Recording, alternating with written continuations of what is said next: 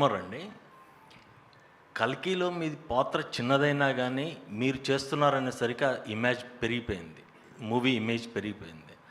Same భారతీయుడు 2లో కూడా ఇప్పటివరకు వచ్చిన న్యూస్ ప్రకారం మీ టైం స్పేస్ తక్కువ, 3లో ఎక్కువ ఉంటుందనేది.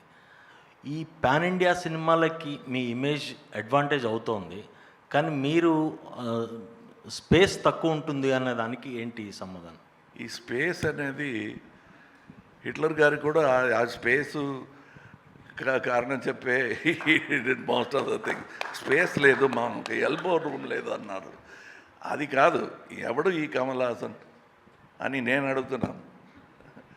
Nothing is more important and whole cinema.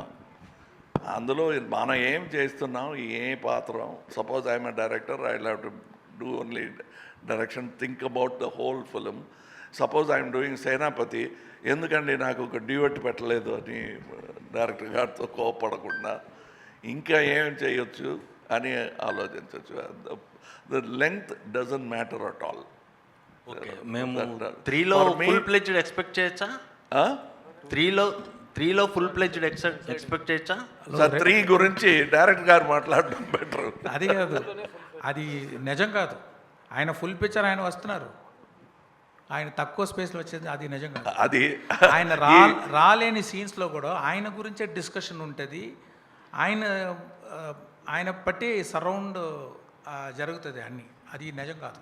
వెరస్ మీరు కల్కి చెప్పినట్టు నా గురించి అది ఎవరు ఈ సుప్రీం అనే ఒక క్వశ్చన్ ఉంటుంది. ఇందులో అలా కాదు.